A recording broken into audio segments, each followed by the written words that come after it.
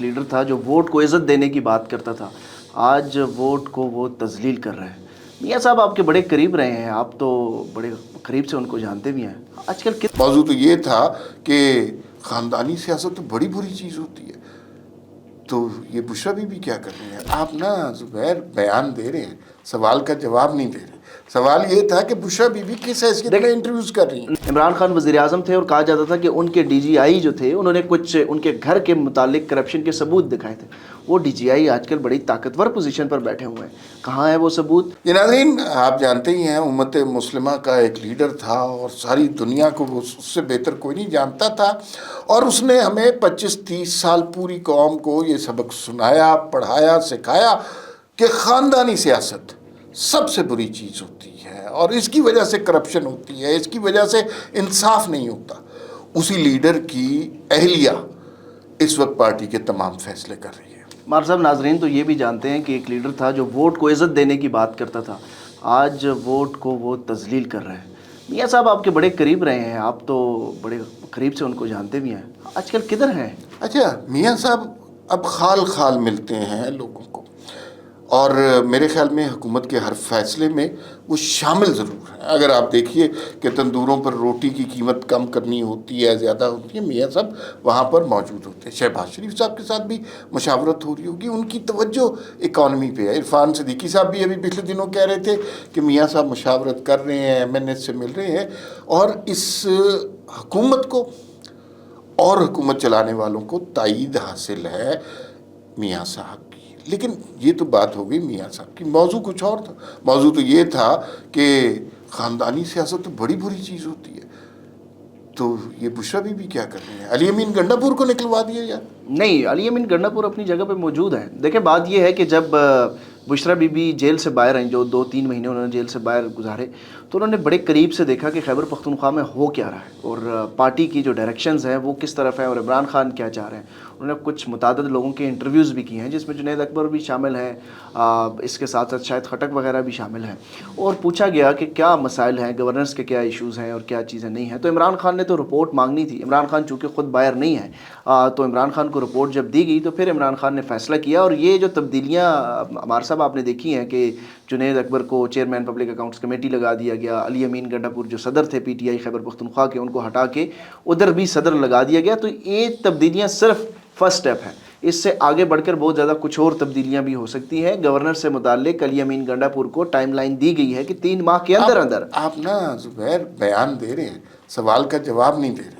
سوال یہ تھا کہ بشریٰ بی بی کس حیثیت میں انٹرویوز کر رہی ہیں؟ نہیں، بشریٰ بی بی میں آپ کو اس میں بتاتا ہوں، جب بھی تاریخ آپ اٹھا کے دیکھ لیں، جب بھی سیاسی لیڈر جیل میں جاتے ہیں، اس کے بعد ان کی جو اہلیہ ہیں وہ تحریک چلاتی ہیں۔ ذوالفقار علی بھٹو گئے تو نصرت بھٹو نے جو ہے وہ تحریک چلائی اور ایکٹیولی سیاست میں کردار ادا کیا۔ اسی طرح نواز شریف صاحب جو آپ کے قائد محترم ہیں، وہ جب گئے جیل میں تو ان کی جو اہلیہ ہیں کلثوم نواز، انہوں نے بڑی ایکٹیولی سیاست میں کردار ادا کیا اور پارٹی کو کھڑا بھی کیا جب پرویز مشرف کی آمریت تھی اس دور میں۔ تو جب وہ جیل سے باہر آئے تو واپس وہ انہوں نے خاتون خانہ کی طرح ایک ہاؤس وائف کے طور پہ کام کرتی رہیں۔ تو اسی طرح بشریٰ بی بی کر رہی ہیں۔ اس وقت عمران خان جیل میں ہے تو ان کو ایک سین مشورہ تو فیملی والا ممبر ہی دے سکتا ہے۔ نہ کبھی نصرت بھٹو کے اوپر یہ الزام تھا کہ فرح گوگی کے ذریعے کرپشن کیا، نہ کلثوم نواز پہ کرپشن کے الزامات تھے اور اپنے اختیارات سے زیادہ تجاوز کرنے کے۔ یہ صحرا تو صرف بشریٰ بی بی کو ملا ہے۔ اس میں ہمارے صاحب دیکھیں، یہ جو کرپشن کے الزامات ہیں نا، یہ بڑے عرصے سے چلتے آ رہے ہیں۔ اس وقت سے چلتے آ رہے ہیں جب عمران خان وزیر اعظم تھے اور کہا جاتا تھا کہ ان کے ڈی جی آئی جو تھے انہوں نے کچھ ان کے گھر کے متعلق کرپشن کے ثبوت دکھائے تھے۔ وہ ڈی جی آئی آج کل بڑی طاقتور پوزیشن پر بیٹھے ہوئے ہیں، کہاں ہے وہ ثبوت؟ وہ ثبوت جو عمران خان کے بارے میں بتائے جا رہے ہیں کہ عمران خان کو دکھائے، ابھی تک تو میڈیا پہ وہ ثبوت نہیں لا سکے۔ اتنا سارا میڈیا کنٹرول کیا ہوا ہے، تو وہ میڈیا ٹرائل بھی کر لیں بشریٰ بی بی کے خلاف جو کیا نکلا۔ ایک عدت کیس کا جو عدت میں نکاح کا کیس ہے وہ ایک بھونڈا کیس ملا۔ اس کے بعد القادر ٹرسٹ، چلے مان لیتے ہیں القادر ٹرسٹ میں عمران خان اور ان کی کابینہ ذمہ دار ہے، بشریٰ بی بی کا کیا قصور ہے کہ اس میں القادر ٹرسٹ کیس میں بشریٰ بی بی کو ذمہ دار ٹھہرا دیا؟ آپ نے نا توشہ خانہ کیس فالو ہی نہیں کیا. آپ کو پتہ ہی نہیں ہے کہ اس کے اندر کیا ہوا. عمران خان کے ساتھ جو سنتری جا رہا ہے اس کو کتنے قیمتی تحائف مل رہے ہیں.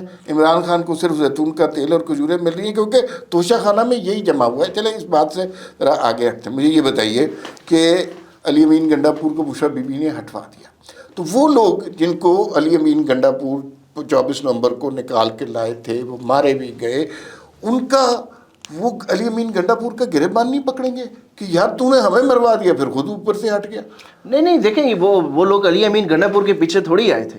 جس طرح لوگ جو ہیں وہ تو عمران خان کی کال پر آئے تھے, اور آج بھی اگر عمران خان کہیں گے تو لوگ دوبارہ آ جائیں گے سڑکوں پر اوپر. اور عمران خان اس وقت یہ دوبارہ یہ ساری جو تبدیلیاں ہو رہی ہیں اس کی وجہ یہی ہے کہ عمران خان دوبارہ سڑکوں پر آنے کی تیاریاں کر رہے ہیں.